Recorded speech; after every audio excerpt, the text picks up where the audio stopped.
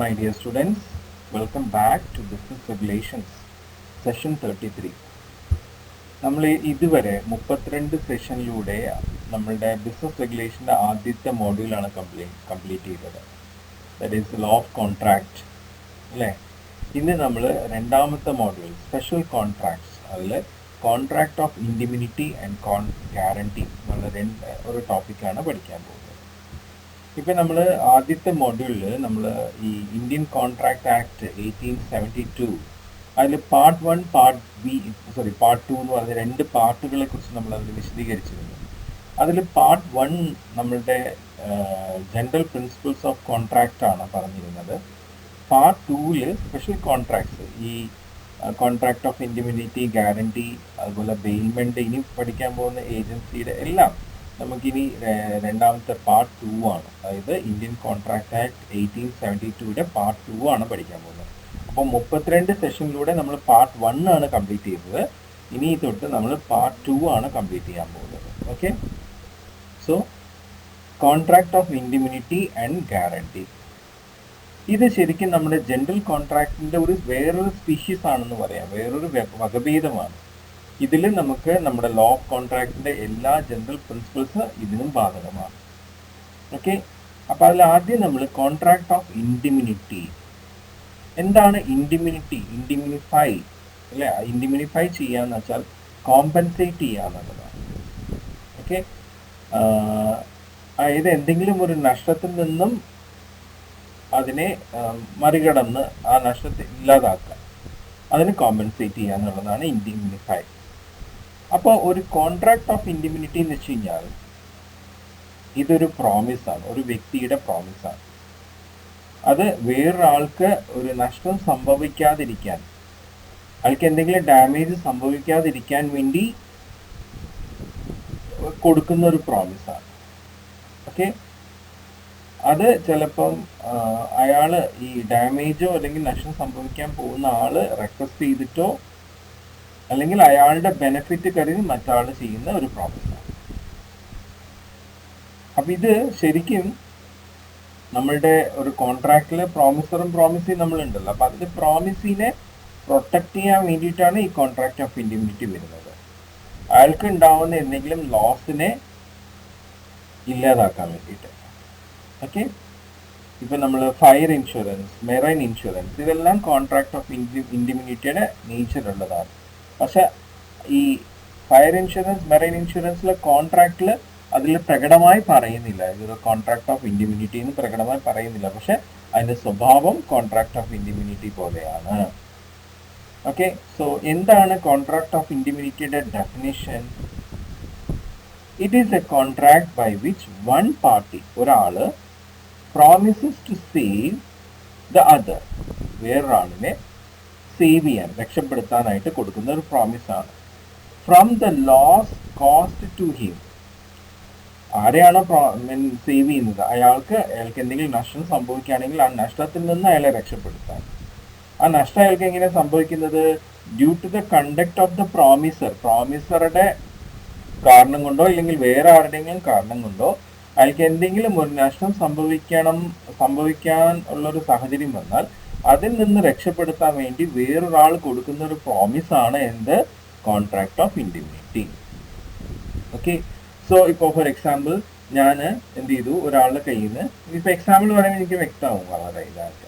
ഇപ്പം ഞാൻ ഒരാളുടെ കയ്യിൽ നിന്നും പൈസ മേടിച്ചു, എനിക്ക് ആ മറ്റാൾ എന്ത് ചെയ്തു, എനിക്ക് എൻ്റെ അടുത്ത് ആ പൈസ എത്രയും പെട്ടെന്ന് തിരിച്ചു തരാൻ പറയാം, എനിക്ക് തിരിച്ചു കൊടുക്കാൻ പറ്റുന്നില്ല. അപ്പം ഞാൻ വല്ലാത്തൊരു അവസ്ഥയിൽ ഇരിക്കുമ്പോൾ എൻ്റെ ഒരു ഫ്രണ്ട് എന്നെ സപ്പോർട്ട് ചെയ്യാന്ന് പറഞ്ഞു. ഓൺ ബിഹാഫ് ഓഫ് മീ, ഞാൻ എത്ര പൈസയാണ് വാങ്ങിച്ചത്, ആ പൈസ എൻ്റെ ഫ്രണ്ട് എനിക്ക് വേണ്ടി മറ്റാൾക്ക് കൊടുത്ത് എന്നെ അതിൽ നിന്ന് രക്ഷപ്പെടുത്തിയെടുക്കാം. ഓക്കെ, അതാണ് ഒരു കോൺട്രാക്ട് ഓഫ് ഇൻഡിമിനിറ്റിയുടെ ഒരു എക്സാമ്പിൾ ഞാൻ പറഞ്ഞു. ഇവിടെ വേറെ വ്യക്തമായിട്ടുള്ള എക്സാമ്പിൾ പറയുന്നുണ്ട്. ഓക്കെ,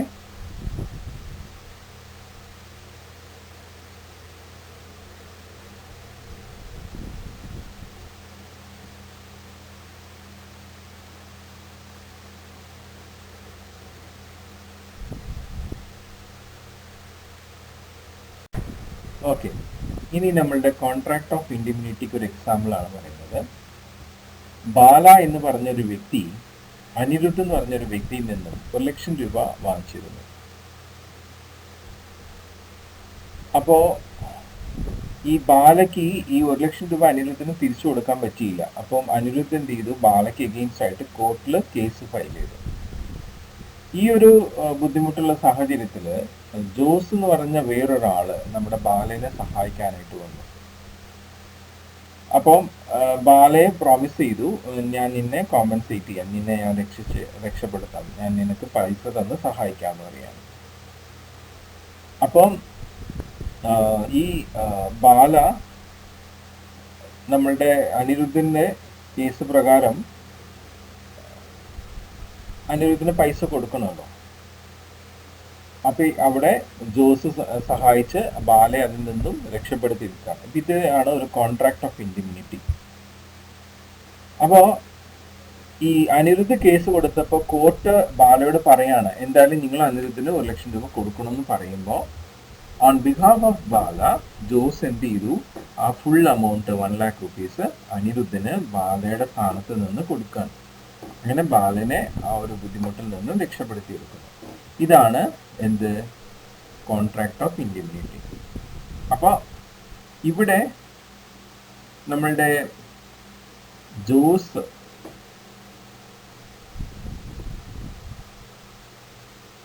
എന്ത് ചെയ്യുന്നു, ബാലയ്ക്ക് ഒരു പൈസ കൊടുക്കാനുള്ളത് കൊടുക്കാൻ പറ്റാത്തൊരവസ്ഥയിൽ നിന്നും അയാളെ രക്ഷപ്പെടുത്തി എടുക്കുകയാണ്. അപ്പം ഞാൻ നിന്നെ രക്ഷപ്പെടുത്താമെന്ന് പറഞ്ഞ് പ്രോമിസ് ചെയ്യാണ്. അപ്പം അങ്ങനെ പ്രോമിസ് ചെയ്യുന്ന ജോസ് ആണ് ഇവിടുത്തെ ഇൻഡിമിനിഫയർ. ഓക്കെ, ആർക്കാണ് ഈ പ്രോമിസ് കൊടുത്തിട്ടുള്ളത്? ബാലയ്ക്കാണ്. അപ്പോൾ ബാല ഇവിടെ പ്രോമിസ് ചെയ്യാണ്. ആ പ്രോമിസിനെ നമ്മൾ പറയുന്നതാണ് ഇൻഡിമിനിഫൈഡ് ഓർ ഇൻഡിമിനിറ്റി ഹോൾഡർ. അപ്പോൾ indemnifier is a promisor who makes a promise to indemnify. Compensate ചെയ്യാനുള്ള ഒരു പ്രോമിസ് കൊടുക്കുന്ന ആളാണ് indemnifier. The person on whose name the promise is made, promisee ആണല്ലോ, ആ പ്രോമിസി ആണ് ഇവിടെ ഇൻഡിമിനിറ്റി ഹോൾഡർ.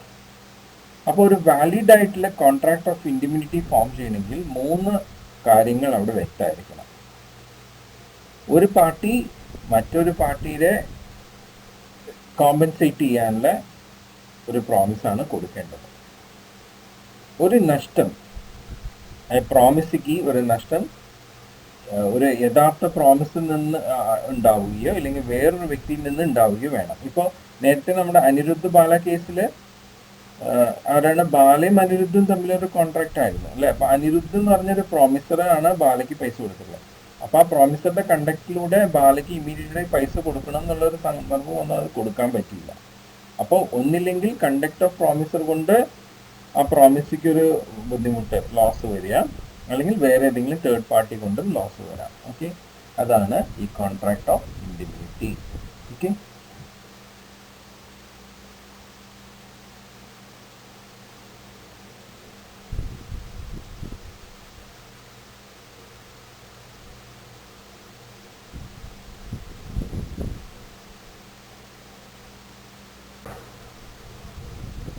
ഓക്കെ, നമ്മുടെ കോൺട്രാക്ട് ഓഫ് ഇൻഡിമിനിറ്റിയിൽ 2 പാർട്ടീസ് ആണ്. ഒരു ഇൻഡിമിനിഫയർ, ആളാണ് പ്രോമിസ് തരുന്നത്, ഭാവിയിൽ എന്തെങ്കിലും നഷ്ടം വരുന്നതിന് കോമ്പൻസേറ്റ് ചെയ്യാനുള്ള പ്രോമിസ് കൊടുക്കുന്നത്. പിന്നെ ഇൻഡിമിനിഫൈഡ് അല്ലെങ്കിൽ indemnity holder who is saved from that loss. Okay, ഇപ്പം നമ്മുടെ അനിരുദ്ധും ബാലയും ജോസും. ഇപ്പം ജോസാണ് ഇൻഡിമിനിഫയർ, ബാലയാണ് ഇൻഡിമിനിഫൈഡ് അല്ലെങ്കിൽ ഇൻഡിമിനിറ്റി ഹോൾഡർ. ഇനി നമ്മളുടെ കോൺട്രാക്ട് ഓഫ് ഇൻഡിമിനിറ്റിയുടെ ഒബ്ജക്റ്റ് എന്തൊക്കെയാണ്?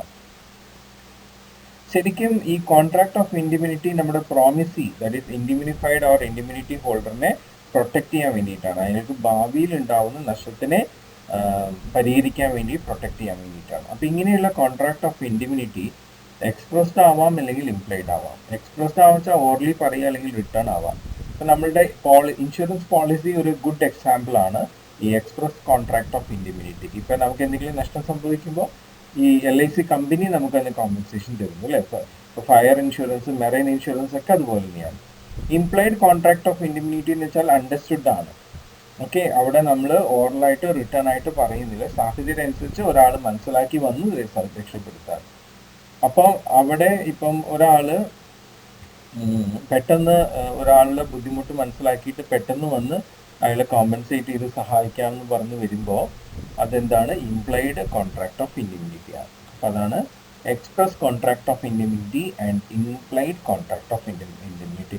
സി ഈ പാർട്ട് 2 ഞാൻ ഇതുവരെ കണ്ടതിൽ 4 വർഷത്തെ എക്സാം കണ്ടതിൽ പാർട്ട് 2 തൊട്ട് കൂടുതൽ ക്വസ്റ്റ്യൻസ് വന്നിട്ടുള്ളത്. അപ്പോൾ ഇതൊക്കെ ടോപ്പിക്സ് വളരെ ഇമ്പോർട്ടൻസ് ആണ്. ഓക്കെ,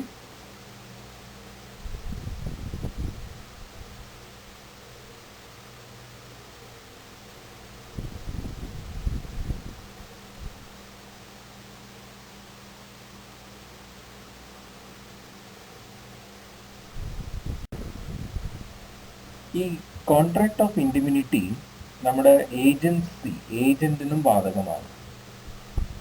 അവിടെ ഇംപ്ലൈഡ് കോൺട്രാക്ട് ഓഫ് ഇൻഡിമിനിറ്റി ആണ് ഫോം ചെയ്യുന്നത്.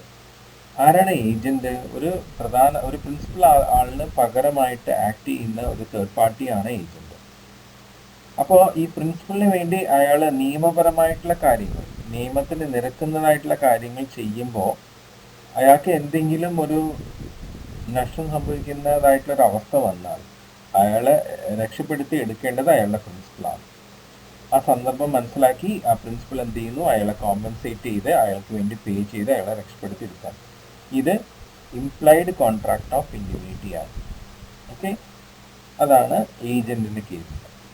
ഇനി നമ്മുടെ ഇൻഡിമിനിഫയർ, കോമ്പൻസേഷൻ പ്രോമിസ് ചെയ്ത വ്യക്തിയാണല്ലോ ഇൻഡിമിനിഫയർ. അയാളുടെ ബാധ്യത എപ്പോഴാണ് അയാൾ കമൻസ് ചെയ്യേണ്ടത്? ഇല്ലേ, ഇപ്പം ഇൻഡിമിനിഫയർ എന്ത് ചെയ്തു? ഒരാൾക്ക് നഷ്ടം വരാതിരിക്കാൻ കോമ്പൻസേറ്റ് ചെയ്യാമെന്നും പറഞ്ഞ് പ്രോമിസ് കൊടുത്തിട്ടുണ്ടല്ലോ. ആ ലയബിലിറ്റി എപ്പോഴാണ് അയാൾ കമൻസ് ചെയ്യേണ്ടത്? ഇത് എപ്പോഴാണ് കമൻസ് ചെയ്യേണ്ടതെന്ന് വെച്ച് കഴിഞ്ഞാൽ, ഒന്ന് നമ്മുടെ ഇൻഡിമിനിറ്റി ഹോൾഡർ അയാൾക്ക് നഷ്ടം സംഭവിക്കാൻ പോകുന്നു എന്നുള്ള കാര്യം അറിഞ്ഞിട്ട് നമ്മുടെ ഇൻഡിമിനിഫയർ എടുത്ത് കമ്പൽ ചെയ്യാണ്. ഇത് എനിക്ക് ഇന്ന ആള് ഇങ്ങനെ നഷ്ടം സംഭവിക്കാൻ പോകും, അപ്പം എന്നെ രക്ഷപ്പെടുത്തണം എന്ന് പറഞ്ഞ് കമ്പൽ ചെയ്യുകയാണെങ്കിൽ ആ സമയത്ത് ഇൻഡിമിനിഫയർക്ക് അയാളുടെ ലയബിലിറ്റി കമൻസ് ചെയ്യാം. ഓക്കെ, അത് മാത്രമല്ല എപ്പോഴും ഇൻഡിമിനിറ്റി ഹോൾഡറുടെ ആ ലയബിലിറ്റി ഡിസ്ചാർജ് ആവാൻ നോക്കിയിരിക്കണം എന്ന് നിർബന്ധമില്ല. പ്രോമിസ് ചെയ്തിട്ടുണ്ടെങ്കിൽ അത് ചെയ്യാന്നുള്ളതാണ്. അതാണ് ഇൻഡിമിനിഫയറുടെ ലയബിലിറ്റിയുടെ കമൻസ്മെന്റ്. ഒന്നില്ലെങ്കിൽ ഇൻഡിമിനിറ്റി ഹോൾഡർ കമ്പൽ ചെയ്യുമ്പോൾ, അല്ലെങ്കിൽ കണ്ടറിഞ്ഞ് ഇൻഡിമിനിഫയർ തന്നെ എന്ത് ചെയ്യണം? ആ ലയബിലിറ്റി അവിടെ കമൻസ് ചെയ്യണം. ഓക്കെ, ഇനി നെക്സ്റ്റ് നമ്മളുടെ ഇൻഡിമിനിറ്റി ഹോൾഡർ പ്രോമിസി, അല്ലേ? ആ പ്രോമിസിനെ പ്രൊട്ടക്ട് ചെയ്യാൻ വേണ്ടിയിട്ടാണല്ലോ കോൺട്രാക്ട് ഓഫ് ഇൻഡിമിനിറ്റി ഫോം ചെയ്യുന്നത്. അപ്പോൾ അങ്ങനെയുള്ള ഇൻഡിമിനിറ്റി ഹോൾഡറിന്റെ റൈറ്റ്സ് എന്തൊക്കെയാണ്, അവകാശങ്ങൾ എന്തൊക്കെയാണ്? അതായത് ഇൻഡിമിനിറ്റി ഹോൾഡർക്ക് വേണ്ടിയിട്ട് നമ്മുടെ ഇൻഡിമിനിഫയർ ആണ് കോമ്പൻസേഷൻ നടത്തുന്നത്. അപ്പോൾ ആ കോമ്പൻസേഷനിൽ ഈ കോമ്പൻസേഷൻ കൊടുക്കുമ്പോൾ ഈ ഇൻഡിമിനിറ്റി ഹോൾഡർക്ക് എന്തെങ്കിലും ഡാമേജസ് ഉണ്ടായിട്ടുണ്ടെങ്കിൽ ആ ഡാമേജസ് അടക്കം എന്ത് ചെയ്യാം? കമ്പൽ ചെയ്യാനായിട്ട്, പേ ചെയ്യാനായിട്ട് ഇൻഡിമിനിറ്റി ഫയർ എടുത്ത് ഇൻഡിമിനിറ്റി ഹോൾഡർക്ക് പറയാം. ഓക്കെ, ഇപ്പോൾ ഒരാളെടുത്ത് നിന്ന് ഇപ്പോൾ ഇത്ര പൈസ വാങ്ങിച്ചു, 1 lakh rupees വാങ്ങിച്ചു, അയാൾക്ക് തിരിച്ചു കൊടുക്കാൻ പറ്റുന്നില്ല. അപ്പം മറ്റാൾ ആ പൈസയും അതിൻ്റെ പലിശയും ചോദിച്ചിരിക്കുകയാണ്. പലിശയാണ് ഡാമേജ്. അപ്പം ഇവിടെ ഇൻഡിമിനിറ്റി ഹോൾഡർക്ക് എന്ത് ചെയ്യാം? ഇൻഡിമിനിഫയറോട് പറയാം, എൻ്റെ ആ പൈസ 1 lakh rupees അതിന് പലിശയും കൂടി നിങ്ങൾ എനിക്ക് വേണ്ടി അടയ്ക്കണം എന്ന് പറയാം. ആ ഒരു റൈറ്റ് ഡാമേജസ്. പിന്നെ കോസ്റ്റ്, ഇപ്പം എന്തെങ്കിലും ഒരു കോർട്ടിൽ കേസായിട്ടാണ് ഫയൽ ചെയ്തിട്ട് ആ ഒരു ബുദ്ധിമുട്ടിൽ നിന്നാണ് ഇൻഡിമിനിറ്റി ഹോൾഡറിനെ സപ്പോർട്ട് ചെയ്യാൻ ഇൻഡിമിനിഫയർ മുന്നോട്ട് വന്നിട്ടുണ്ടെങ്കിൽ ആ കോർട്ടിൻ്റെ കേസ് ബാധിക്കാനായിട്ട് വരുന്ന പിന്നെ നമുക്ക് ചെലവുകൾ, അതാണ് കോസ്റ്റ് പറയുന്നത്. അപ്പം ആ കോസ്റ്റും ഇൻഡിമിനിഫയർക്ക് തന്നെ കൊടുക്കാനായിട്ട് പറയാം, നമുക്ക് ഇൻഡിമിനിറ്റി ഹോൾഡർക്ക് പറയാം.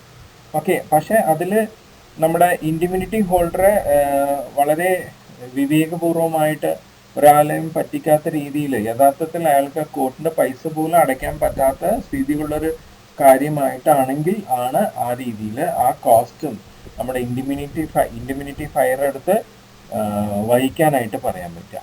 ഓക്കെ, സോ ഡാമേജസ് ഡാമേജസും കൂടി കൊടുക്കാനുള്ള റൈറ്റ്സ്, അത് കൊടുക്കാൻ നമ്മുടെ ഇൻഡിമിനിഫയർ എടുത്ത് പറയാനുള്ള റൈറ്റ്സ് ഇൻഡിമിനിറ്റി ഹോൾഡർക്ക് ഉണ്ട്. അതുപോലെ ഇപ്പോൾ കേസാണ് ഫയൽ ചെയ്തിട്ടുണ്ടെങ്കിൽ അതിൻ്റെ ചെലവുകളും ഈ ഇൻഡിമിനിറ്റി ഫയർ എടുത്ത് വഹിക്കാനായിട്ട് പറയാനുള്ള റൈറ്റ്സും ഇൻഡിമിനിറ്റി ഹോൾഡറിനുണ്ട്. ഓക്കെ, ഇനി നെക്സ്റ്റ് നമ്മളുടെ ഇൻഡിമിനിറ്റി ഹോൾഡർ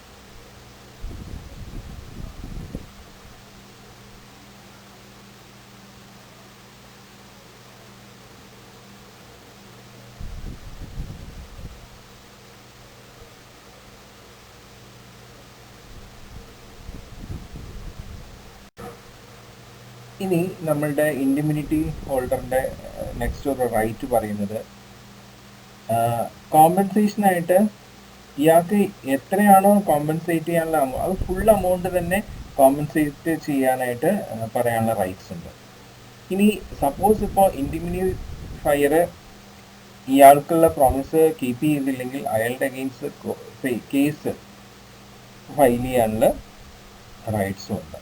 അപ്പോൾ ഇതൊക്കെയാണ് നമ്മളുടെ ഇൻഡിമിനിറ്റി ഹോൾഡറുടെ റൈറ്റ്സ്. ഇനി നമ്മളുടെ ഇൻഡിമിനിഫയറുടെ റൈറ്റ്സ് എന്താണെന്ന് നോക്കാം. ഇൻഡിമിനിഫയറുടെ റൈറ്റ്സ് ഷ്യൂറിറ്റിയുടെ റൈറ്റ്സിന് സമാനമാണ്. ഷ്യൂറിറ്റിയുടെ നമ്മൾ ഇനി പഠിക്കാൻ പോകുന്നതേ ഉള്ളൂ. അപ്പം ഇതെന്താ വെച്ച് കഴിഞ്ഞാൽ ഇപ്പം നമ്മളുടെ ഒരു കോൺട്രാക്ട്, ഒരു ഡെപ്റ്റർ ആൻഡ് ക്രെഡിറ്ററുടെ കോൺട്രാക്റ്റിൽ ഒരു തേർഡ് പേഴ്സൺ ആയിട്ടാണ് ഇൻഡിമിനിഫയർ വരുന്നത്. ഓക്കെ, ഒരു പൈസ ഇടപാടിൽ. അപ്പം ഈ ഡെപ്റ്ററിനെ പ്രൊട്ടക്ട് ചെയ്യാൻ വേണ്ടിയിട്ടാണ് ഇൻഡിമിനിഫയർ ആക്ട് ചെയ്യുന്നത്, അതറിയാമല്ലോ. അപ്പോൾ ക്രെഡിറ്റർ എന്തൊക്കെ സെക്യൂരിറ്റീസ് ആണോ ഡെപ്റ്റർക്ക് കൊടുത്തിട്ടില്ലേ ആ ബെനിഫിറ്റ്സ് എല്ലാം ഈ ഇൻഡിമിനിഫയർക്ക് കിട്ടാനുള്ള റൈറ്റ്സ് ഉണ്ട്. അതിനെക്കുറിച്ച് നമ്മുടെ ഇൻഡിമിനിഫയർക്ക് അതിനെക്കുറിച്ച് അവയർനെസ് ഉണ്ടായാലും ഇല്ലെങ്കിലും അതിനുള്ള എല്ലാ ബെനിഫിറ്റ്സും നമ്മളുടെ ഇൻഡിമിനിഫയർക്ക് കിട്ടാനുള്ള റൈറ്റ്സ് ഉണ്ട്. അതാണ് റൈറ്റ്സ് ഓഫ് ഇൻഡിമിനിഫയർ. ഓക്കെ, സോ ഇത്രയാണ് നമുക്ക് ഇന്നത്തെ സെഷനിൽ കംപ്ലീറ്റ് ചെയ്യാനുള്ളത്. ഇനി ബാക്കി നമുക്ക് അടുത്ത സെഷനിൽ കാണാം. So till then it's bye and all of you take care. Okay.